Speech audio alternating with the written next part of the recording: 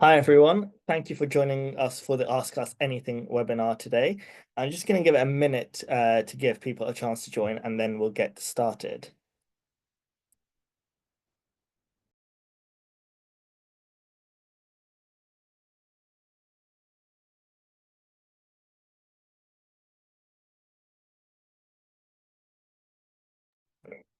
Uh, Thank you all for joining us today.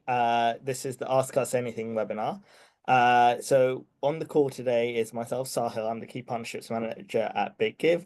We have Bethany, our Marketing Comms Manager, Anna and Kathy from NPAC, or sorry, Figurative Philanthropy for Arts and Culture, who have both joined us today to answer your questions as well. So this is your opportunity to ask us any questions that you may have. So please do make the best use of this time, or we'll have to wrap it up early. Just a bit of housekeeping before we get started. So there is the chat function on the right-hand side of your Zoom panel. Please make sure that is set to everyone so everyone can see what you're saying. So you can introduce yourselves here to other attendees and to us. You can also share ideas in this in the chat function. And if you have any tech issues, please post them on there too. For if you have, well, hopefully you will have questions for us, but for any questions you may have, please put them in the Q&A box in the bottom of your Zoom panel. You can also raise your hand if you like to ask your question directly to us, so it's not just us speaking. So yeah, feel free to do that as well, and we can unmute you. For any accessibility needs, there is a transcription button at the bottom of your Zoom panel. So if you do need that, please you can turn that on. And a reminder, we are recording this webinar, so we will post it on our YouTube channel after the session has ended. And if after the webinar you still have further questions for us, please do email us at hello@biggive.org. So we know we've gone over these slides in the previous webinars, but just going over them again in case anyone missed those webinars, and just a good reminder as well about where you can find information and some key information as well for you to know. So a reminder that the Trello board is up. So this is where you can access resources and assets and templates and logos and all sorts of things you can use for your marketing needs. So please do make the best use of that board. As Sunderland Culture did in the webinar on Friday, they did say how much they used those assets and how helpful it was. So please do have a look at them. A reminder that we use Canva Pro to create our assets, and it is free for nonprofit. So it is worth looking into if you haven't already used it before, and it's quite user-friendly tool that anyone can sort of get stuck into, and loads of guides online on how to use that. We do have case studies on our website as well. These are from the Christmas challenge, but there are loads of great hints and tips and ideas from other charities that can be applied to your own campaign. So if this is your first ever digital fundraising campaign, first Big Give campaign, it is definitely worth having a look at those case studies and seeing what you could learn from them and what ideas you can take for your own campaigns as well. And finally, we have a peer-to-peer learning option. We have this Facebook group set up so you can ask other charities your questions and network. And it's a really great tool to sort of share ideas. So it's definitely worth joining that group if you haven't already done so, and a great way to support each other. Just a reminder of the campaign rules, which I'll be going over in the next slide. You must accept your offer to take part in the campaign. You have all been sent an offer of participation. Please make sure you do accept that. All donations must be made via your Big Give campaign page in order to be matched, as it says on the right-hand side in that box in the top right corner. We accept donations via debit, credit card, Google Pay, and Apple Pay. For donors making a donation of £500 or more, there is a backs donation option. They can also still use their card to make a donation, but there is also a backs option, which we will share further information with you this week. We cannot match any donations offline, so can't match any cash donations, checks, CAF, and or donations made on other donation platforms. if you have access to your campaign page, you can already start sharing it with prospective supporters if you wish to. The donate button will appear on that campaign page when the campaign starts at midday on the 18th of March, and it will disappear at midday on the 25th of March. If you don't have access to your campaign page, it is probably because you haven't uploaded your bank details to your Big Give account. You need to do this before the campaign starts so we can create the campaign page for you. If you don't do this, your campaign will not launch. So it's very important that you make sure that is completed. You can edit any of the media on your campaign page if you want. You can edit this at any point, even during the campaign. And it is not an all or nothing campaign. So if you don't hit your donation target, whatever you do raise will still be matched. Hand over to Beth now to go over the next two slides. Thanks, Sahil. So yeah, this is just a quick call out to say that kind of in addition to your own marketing that I'm sure you'll be preparing at the moment, Big Give also do our own PR and marketing around the campaign, aiming to raise awareness of this great doubling donations opportunity and ultimately drive new supporters to each of your campaigns. So as part of that, we work with a retained PR agency called Soho Communications, and we work with them specifically to secure different PR and media opportunities to really promote your campaign and raise awareness with a wider public audience. So particularly for any charities who have high profile ambassadors that you would like to use to amplify your campaign, we'd love to hear from you. We can provide free PR support to help you get good coverage on behalf of those ambassadors. So definitely get in touch with us if we haven't been in touch already. I've already sent a few emails out to a few charities, but please do get in touch with me if you have anyone else in mind you think could be good for this particularly. Next slide, please, Sahil. And just a quick reminder, obviously the campaign, as mentioned, starts on the 18th of March. We're very soon to be 4 weeks to go, which is really exciting. But as part of this campaign, you already have your obviously the match funding amount that you've been allocated and your online donation target. So when the campaign goes live at 12 p.m. midday on the 18th, you'll see donate button appear on that campaign page and people can then start to donate to your campaign, of course. And then the campaign ends at 12 p.m. midday the week after.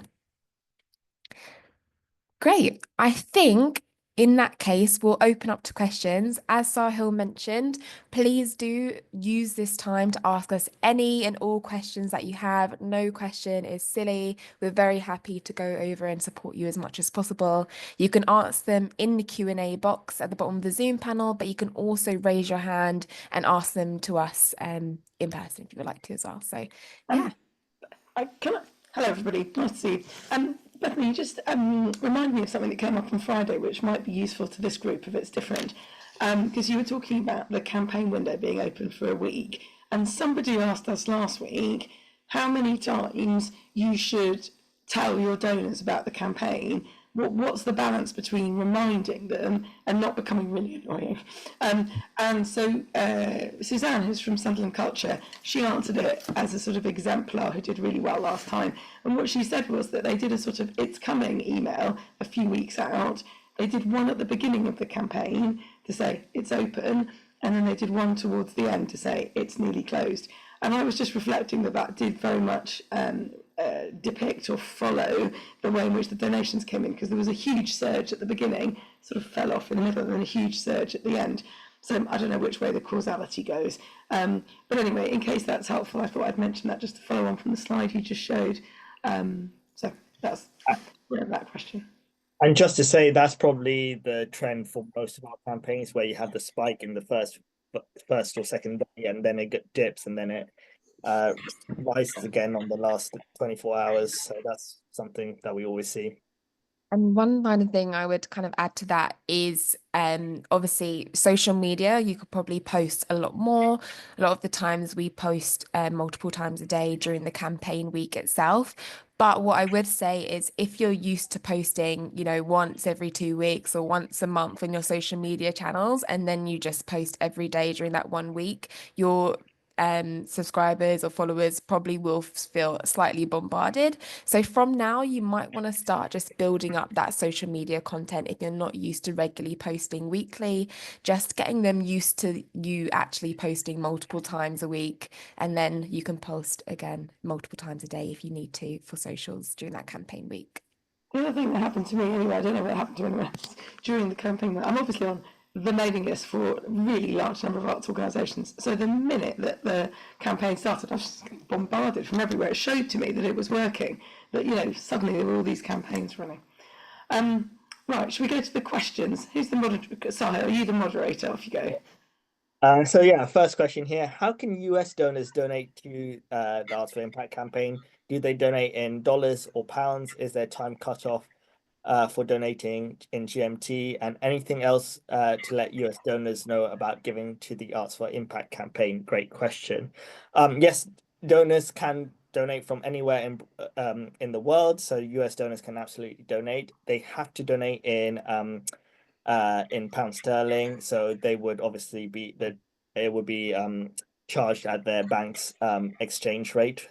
The time cutoff is in GMT, so it ends at midday GMT, so that is something to be aware of. And something else to be aware of is that the BACS donation option is only available to UK bank holders. It doesn't work with sort of bank accounts from abroad. So anyone donating from abroad has to use their card to make a donation. And sometimes what we have seen is that banks from abroad can stop payments going through because they may flag it because it is an unusual payment that they haven't made before. So it's definitely worth donors from abroad keeping an eye out for that in case their bank does pause the payment. They would have to get in touch with them and just verify that is them making that payment. Thanks, Sahil. And can you say a little bit more about gift aid through the Big Give? Yeah, so we ask all donors if their donation is gift aid eligible or not. Charities can authorize Big Give to claim gift aid for them if they wish to. There is a 3% admin fee on any gift aid applicable if you wish to do that. And you need to authorize us to claim gift aid for you before the campaign begins. We can only claim gift aid on donations made after that authorization has been submitted. So we sent an email a few weeks ago about how to authorize us to claim gift aid for charities if you want us to do that. If you want to claim gift aid yourself, you can absolutely do that. Your donation report will have all the necessary donor information for you to claim your own gift aid. And obviously you would not then be charged that 3% admin fee. So gift aid, authorizing Big Give to claim gift aid for you is an opt-in option. Great. I made a question here from Fran about when the campaign pages will be active. So, Fran, you should have access to your campaign page now. So, the only reason you wouldn't be able to access your campaign page, as mentioned by Sahil slightly earlier, is that your bank details either haven't been uploaded yet or they haven't been approved by the Big Give yet. So, it might be worth just going into your charity portal, click on account, click on bank details, and just checking that you have uploaded all of the necessary details and documents that we need just to verify your organization and make sure you can receive payments during the week. And then as long as that's all sorted, you should have access to that campaign page. The URL you can begin sharing now, but the donate button will only appear on that page from 12 p.m. midday on the Tuesday. Bethany, presumably only charities who are new to Big Give have to upload their bank details. So anyone who's done it before, it's all good. Yeah. Exactly. It's only if your bank details have changed and you need to update them that we'd have to go through the process again. But otherwise, yeah.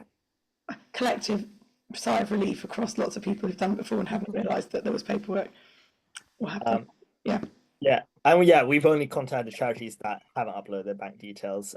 So anyone that's already done it shouldn't have received an email from us.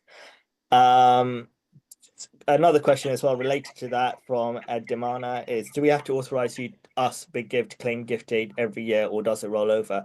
No, if you've already authorized us in the past to claim gift aid for you, you do not need to do that again. So again, that is that rolls over. And presumably, if you're claiming gift aid for the campaign donations on behalf of a charity, the charity can still over there claim gift aid on donations that it receives outside the campaign? Yes, absolutely. Our authorization is only limited to donations made through the Big Give website, so it doesn't affect any gift aid claims made outside of that. Only because I remember that one of the absolute nightmares, nothing to do with Big Give, but the nightmare with HMRC is changing the institutional person who can receive gift aid.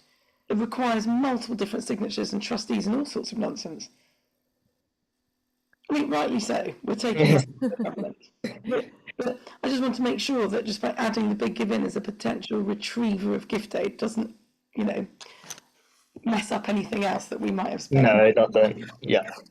It's just as Sahil says, for this campaign, you might find already in your HMRC you've authorised Just Giving or someone else to do it because of different campaigns that you've run.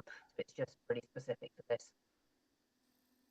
We've had a couple of questions just about the campaign page and the matching. I don't know, Sahil, if you could just work to bring up one of the campaign pages that we can use as an example.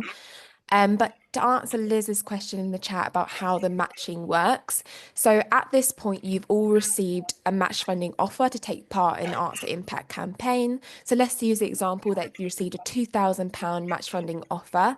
That means you'd be seeking to raise £2,000 in online donations during the campaign week when the Arts for Impact campaign is live. So any donation that is made during that week will be doubled using that match funding that you've been allocated. So great. As you can see here, this is an example of what a campaign page would look like. So you'll be able to access this and you can see the URL at the top of the page. So you can use that to share in your social medias, in your emails now, if you want to. And this is a live campaign, so you'll see that Donate Now button is available on the campaign page. So you guys won't see that at the moment, but that Donate Now button will appear on your campaign page from the 18th.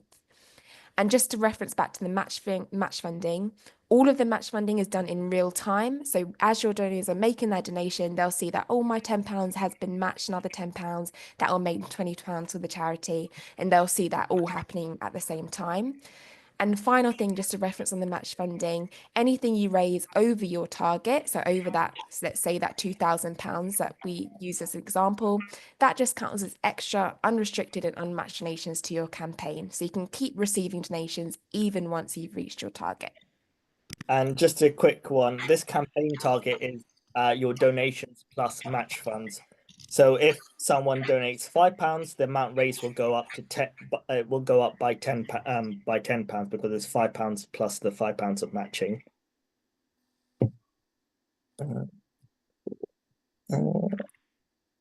Great.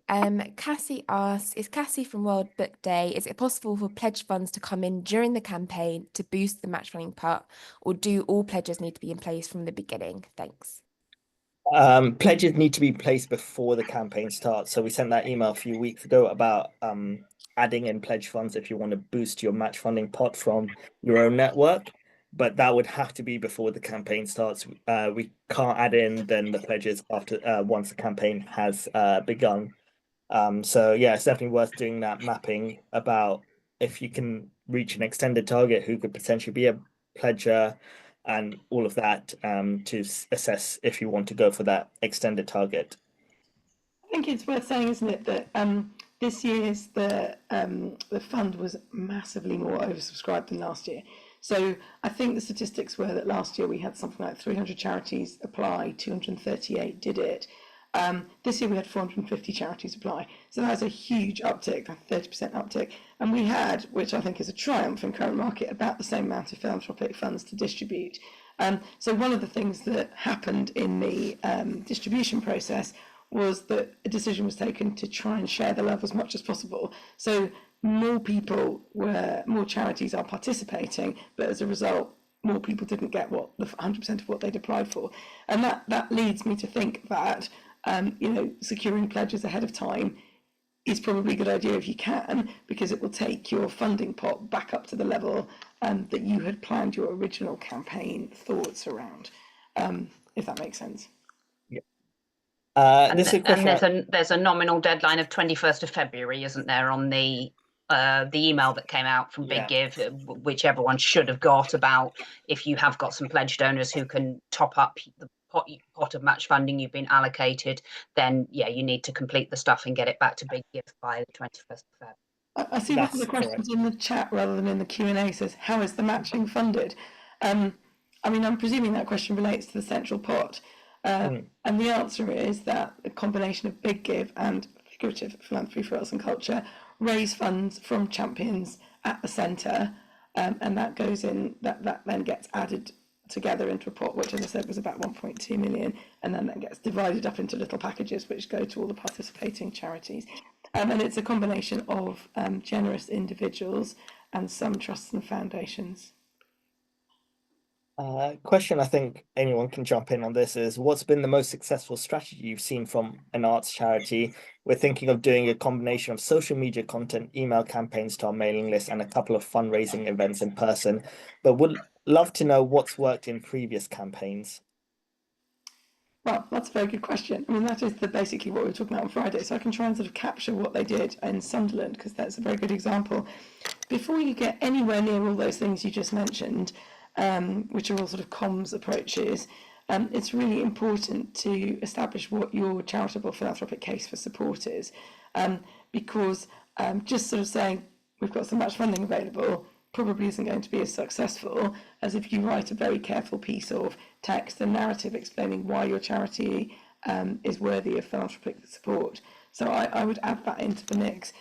Sunderland Culture, they were interesting because it was the first time they'd done any digital fundraising and the first time they'd done any fundraising from individuals. And the way that Suzanne described it, they'd done an absolutely enormous amount of work.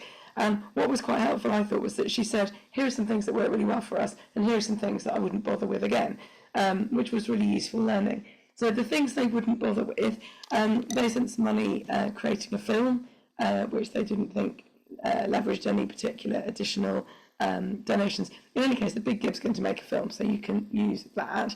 They also, Sunderland Culture run, was it 4 different venues, I think, in the city, and they had a whole load of print posters with QR codes, donate here, put up in the foyers of their building. They didn't think that worked particularly well either. And they even covered up, they had some kind of, click here to donate on the way out of the museum, sort of point of sale machines, which they hid during the campaign week so as to direct more people onto the Big Give website.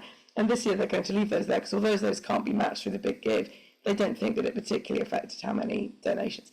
So don't spend money on additional print and film was their summary. But what they did do was they segmented their list very carefully down into different types of donors. So they had conversations with people who'd been to their venue and topped up their donation, topped up their ticket price for a small donation. They had talked to people on their mailing list. They talked to their trustees, encouraged their trustees to give. They asked their trustees to each ask 2 friends to do the same. They talked to their suppliers, which I thought was a really interesting idea, and they got quite a few suppliers to contribute. And then they talked to local businesses, either directly or by attending Chamber of Commerce type events. So there was a real segmentation, and then they had a targeted communication with each one. Sahil and Beth, have I forgotten anything from their approach? Not that I can think of, but I would definitely encourage all charities who didn't see that webinar to have a look. It's available on YouTube if you want to watch that back if you weren't able to attend. Another thing to add to that is just having kind of that multi-channel approach is really important. So obviously, if you are a small charity, maybe only one fundraiser, you do have to kind of cherry pick the key platforms that you're using to not kind of overwhelm yourself, definitely with capacity, but thinking about the different touch points that you might see your audience. So someone might see a social media post that you're inviting them to an arts event that you're holding during the campaign week. They come to your arts event, they see the amazing work that your charity is doing, but then they get that last chance email later on at the end of the campaign, and then they make their donation. So you're thinking about different ways that you're reaching all of those key audiences and making sure that they're seeing you in different areas. So you might choose, 2 social media platforms to focus on. You might then choose an email, and then you might do an in-person fundraising event, or you might do a webinar or something like that. But just thinking about different ways that you can reach your audience, even if you're reaching the same audience multiple times, that could trigger them then to make the donation or to reach out to their own networks. And I'd say one of the really good resources in the Trello board, which I used a lot last year, was because I'm also working for various clients who are doing big give campaigns, was there's one with a sort of thermometer kind of thing, so that you can show how close you are to your target. So you can adapt that graphic and add your own picture, and then it will show, because that's quite a powerful message as the week goes on, is we've raised this much and we just need to get this far. I always think it's really funny how people want to give the random amount to hit the target. So you're trying to raise £5,000 and you've got 4,820, and somebody will give you the 180 quid, and then someone else will come in and you'll go over the target anyway. But it's bizarre that it sort of hit the actual target. It's a sort of neatness. We all like neatness. There's a sort of psychology of giving, which we can all exploit is the wrong word, but use. Somebody asked a question in the Q&A, which I tried to answer there, but I think Tamsin has also asked in the chat, which is just a kind of back to basics thing about how you get to your campaign page. And I thought that might be helpful, just because the first time I did it, I didn't know where to go. So if you log in to the Big Give charity login, then you have to go to Big Give campaigns, which was the thing that didn't seem particularly logical to me the first time I did it. And then under Big Give campaigns, you will see Arts for Impact. You can click Manage Campaign, and then you can click View Campaign Page. If you've done all the things that Sahil described about your bank details and that kind of thing, you should then be able to view your campaign page there. If you can't, then that's an indication that one of the planks is not in place and you should get in touch with Big Give.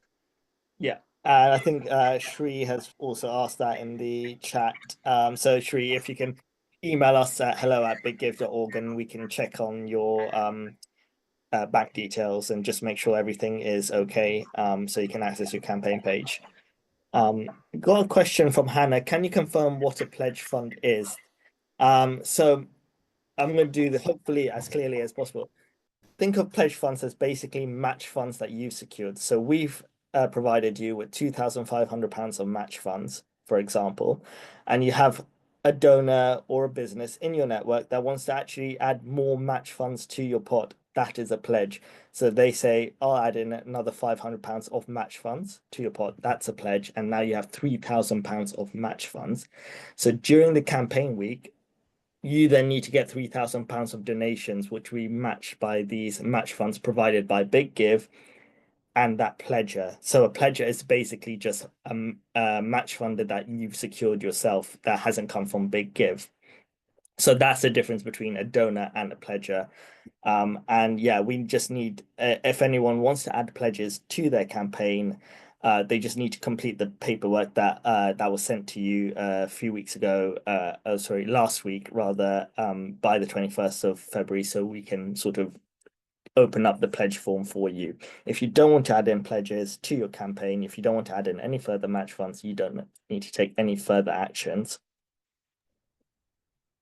Great, thanks, Sahil. That's really helpful. I'm conscious there was a question from Liz further on in the chat that I thought would be good to address. So she mentioned that they nearly lost their match in the past as a donor donated in the wrong way. So how can they avoid this in future? And maybe we can give just some general tips on advice for donors. I mean, it sort of falls into the general category of people don't read emails very clearly, doesn't it? It sounds like what will have happened is that you will have shared your campaign with the donor. They'll have sort of gone, oh, I can donate to the charity, and just gone and donated over there. Whereas what's very clear from what Sahil and Bethany have been saying is that the donations to be matched have to go through the Big Give platform. So I would put that really front and centre in the comms to make sure that that doesn't happen.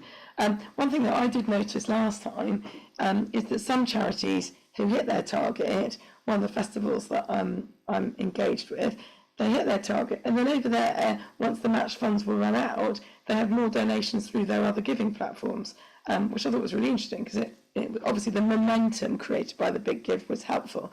But what you want to avoid is what you've described. You want the Big Give to be the first place that they donate during the campaign. Does that answer the question?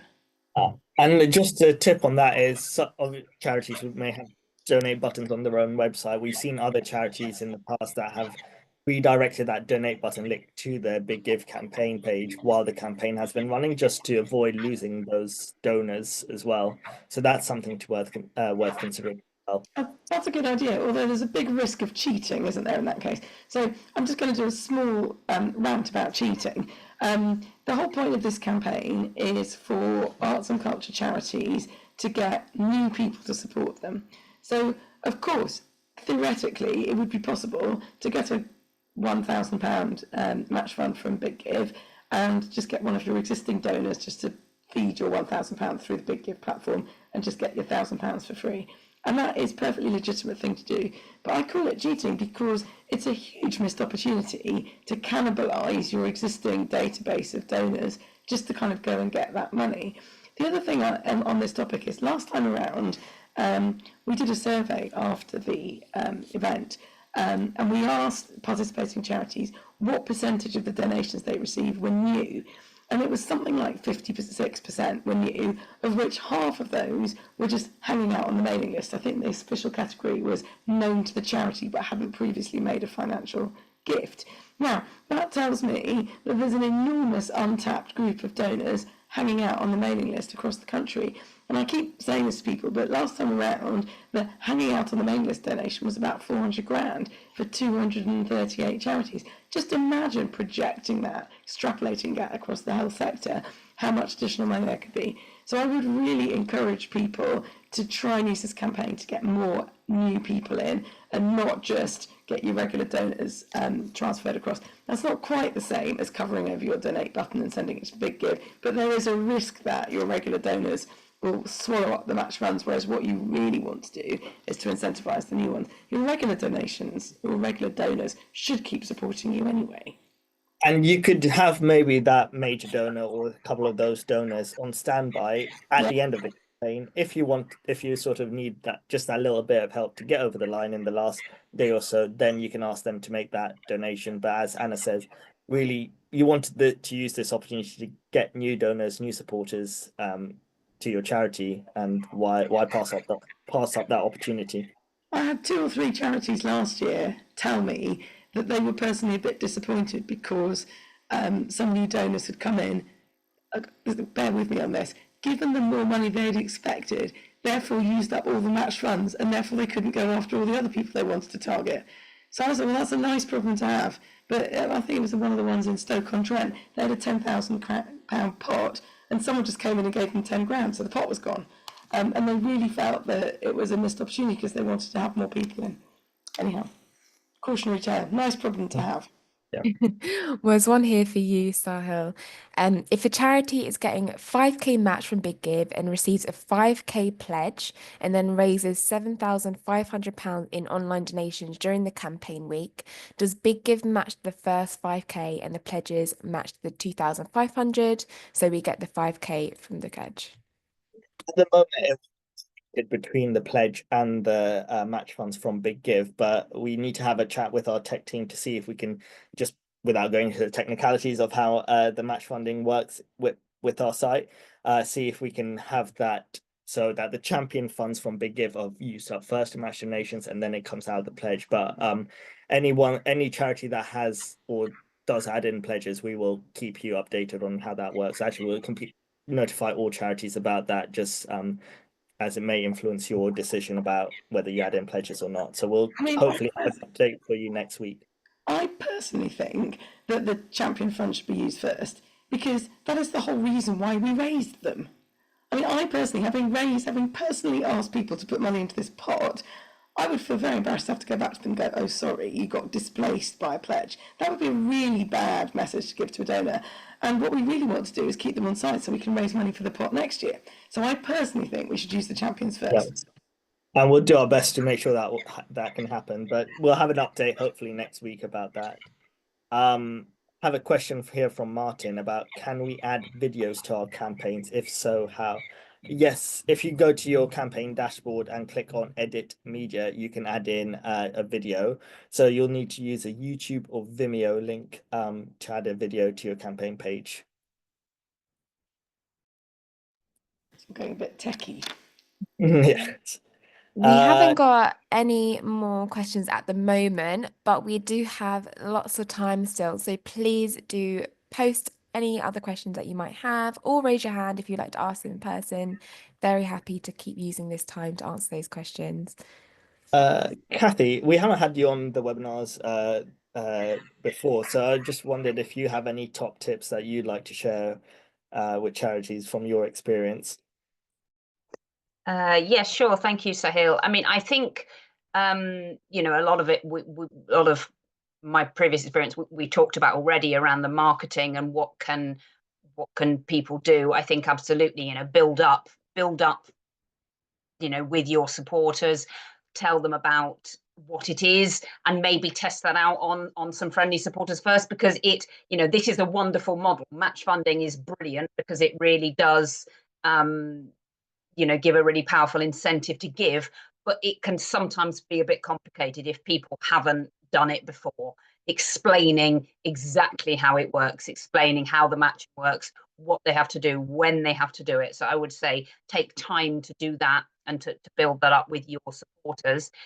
Definitely use the Trello board stuff that Bethany and the team have put together. I'll be using that way more this year. I kind of got into that a bit late on last year, but there's some really, really good resources there where you can, using Canva, you can take your own photos and sort of put them behind the Arts for Impact triangle thing. And I'm not hugely techie, but by the end of last year, I learned new things and had cracked that. And I wished I'd given myself a bit more time to do that. So definitely check that out well in advance and work out how to make those assets, which will probably be most useful for your social media campaign through the week when you're kind of updating people on how they give and how your campaign is going, and what the, you know, remember to keep reminding them what the impact of your campaign is going to be, because this is all about the impact that the arts have on society. And you know, you've all obviously demonstrated that brilliantly in your applications because you've you know, received some funding through the campaign, but you know, that's the important thing, to keep reminding donors, if you donate, we will be able to and yeah, tell them what their money is going to achieve. Really useful. Thanks, Kathy. Just saw a couple more questions come in through the chat. So Anna, one for you. What is NPAC, or figurative philanthropy for arts and culture? I'm always happy to explain the answer to the question. So New Philanthropy for Arts and Culture was founded in 2019 when Arts Council funded an initiative to get more philanthropic money into arts and culture generally. The reason why we're talking about figurative philanthropy for arts and culture is last summer we merged our operations with the arts bit of Nesta, so the National Endowment for Science, Technology and the Arts. That was the Arts and Culture Impact Fund, the social impact investment, spun out of Nesta into a new charity, and the work of New Philanthropy for Arts and Culture went in there. So figurative is now a sort of a much broader arts charity which looks at different funding solutions and strategic solutions for arts and culture charities looking for funding. And the other, so the various activities that we do, one is partnership with Big Give, which has resulted in this Arts for Impact Fund, so that's a fundraising initiative, if you will, but also advocacy. We created a whole load of resources to help arts organisations in this area, because we got feedback from arts organisations that they maybe felt less confident in raising money from individuals than messing around with granting or writing trust and foundation applications. So there's a whole load of arts toolkit, philanthropy toolkit on the website artsphilanthropy.org.uk. And then we've also got a series of place-based initiatives all over the country where we work with stakeholders in a particular location to raise funds in that place. Great. We have a question from Liz. If we have a campaign for 5,000, which is restricted to our campaign, is the match funds also restricted? That's a simple answer, yes.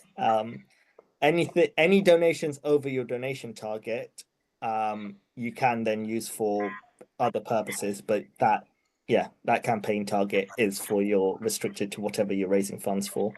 I'm not sure about that last point, Sahil, because if you raise money for a particular purpose, So you say this campaign is for that piece of work, and you raise more than you set out to. I think that the restriction is created by the way in which you've asked for money.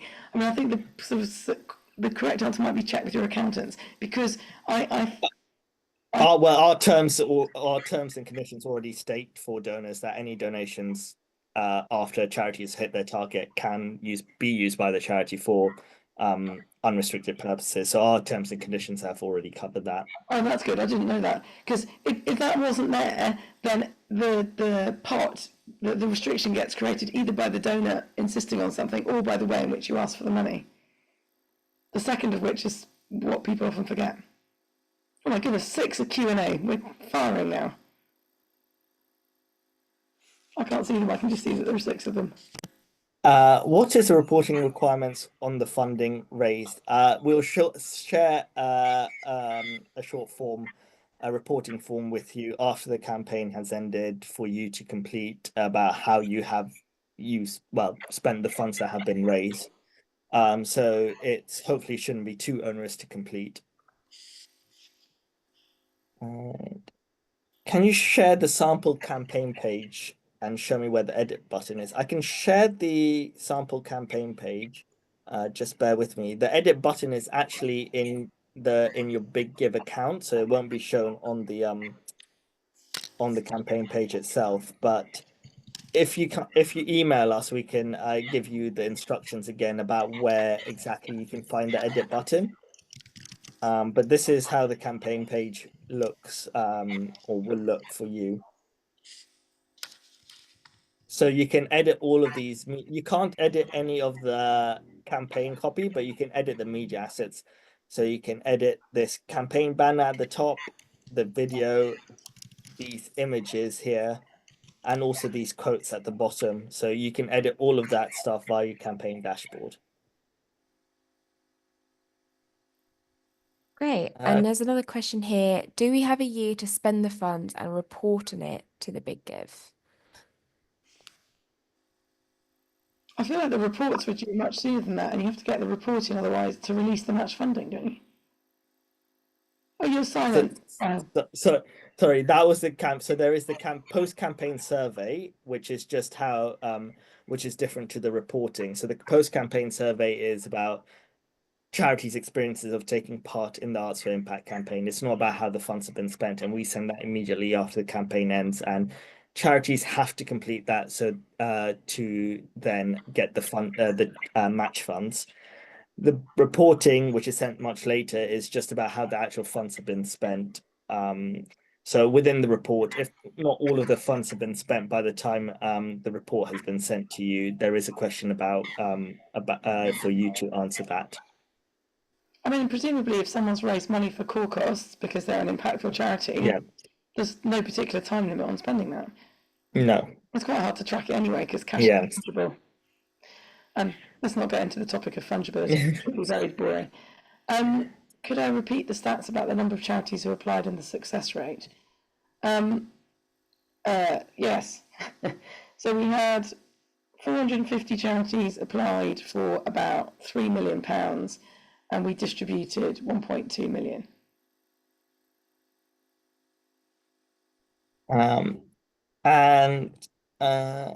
Just going back to the survey, Anna, do you have anything to pick up on the survey and charities completing that? Well, no, just I think that when we come to look at the survey, I'm quite keen to make sure we really capture the data from charities as to the extent to which they got new funding in as opposed to existing donors, and I'd like to try and get that in across the piece. Yes, we have adjusted the question about that since last year. So hopefully it's more comprehensive about where those donations have come from in terms of who's a new supporter and who's an existing supporter. Super. Sahil or Bethany, could you remind us about the Facebook group, because I haven't joined that, and I tried to note it down when it was on the slide at the beginning, but I didn't get all the numbers, and so it'd be really good to have a link to that or something. Yeah, I'll just put it in the chat there. But yeah, obviously Facebook group free to join, has over 1,000 charities in it who have taken part in Big Give campaigns. So really useful, kind of like peer-to-peer learning, getting in touch with other charities. And also during the campaign week, obviously the Big Give team are really slammed. We aim to answer all of your questions as soon as we can via email. But if you need just a quick answer, sometimes it's actually quicker and easier just to put it in the Facebook group and get an answer from other charities versus emailing Big Give and waiting for an answer from us. So yeah, another good tip there as well. Is that Facebook group moderated in any way? Yes, so we essentially review all of the questions to make sure they're all appropriate, shall we say. Good. Oh, you'll forgive me being the old person here who's a bit cynical about these things. Sometimes they can, not be as helpful. Good. So operation rating questions. How long will it take to receive the funds raised after the end of the campaign? Yeah, so the donations are paid to you 2 to 3 weeks after the campaign ends via our payment processor Stripe. And then we will aim to pay the champion funds by the end of July. So yeah, it's just really important that you complete that post-campaign survey so we can then pay out the champion funds to you. Apologies if this has already been asked. How quickly does donor information come through on the portal, and does Big Give send out a thank you receipt when they join? So that donor information is updated in real time. So as soon as donations are made, your donation report in your campaign dashboard is updated. All donors receive for their donation, which has a thank you message, and you can edit that thank you message in the edit media tab in your campaign dashboard, so you can really tailor that message to what you want to send to donors. We're raising funds for a 1-year project, so the funding we're raising will support expenses throughout the year for purposes of reporting back to the Big Give. Is this all right? Yes, that will be fine. You've already been approved for champion funding based on your application, so we know all about this, so that's fine. And any further questions in the chat? I can't see any. Not that I can see there. There was a question further up, which I don't think we quite covered, but maybe it was covered by the discussion about gift aid. Just I think Liz had asked about, do we have to update HMRC?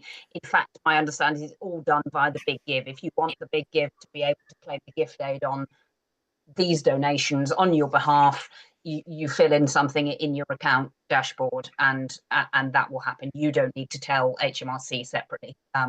Big Give will do that, and I think you will get a letter, I think, or perhaps an email from HMRC saying you've authorised Big Give to act on your behalf in respect of those donations and claiming gift aid.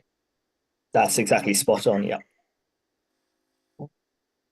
I can't see any further questions, so I just want to give everyone a chance if there's any further thing from our panelists, if they want to share anything. Otherwise, we can wrap up the webinar. So good luck to everybody. Good luck, Godspeed, go out, make some money. I think that I just second something Kathy said before. Our experience is that match funding is a really powerful way of getting, what's the Big Gives mantra? More people give and people give more. And that did come through the stats last year. I think the average donation was something like £112, whereas the Charities Aid Foundation average donation is only 60 quid. That's not to diminish someone who gives 60 quid, we say thank you, but it's nearly twice the average donation. And that, to me, is a very important thing to hold on to and try and benefit from. On that note, I think we can wrap up. So I want to thank Bethany, Anna, and Kathy for joining us today. I want to thank all of the attendees for joining us and actually asking us a load of questions. So hopefully we answered all of your questions. But if there's anything we missed or you have further questions for us, please do email us at hello@biggive.org. And yeah, we're all looking forward to supporting your charities through the Arts for Impact campaign. And I hope everyone has a great rest of the day. Thank you. Bye. Thank you, Sahil. Thank you. Thank you. Bye-bye.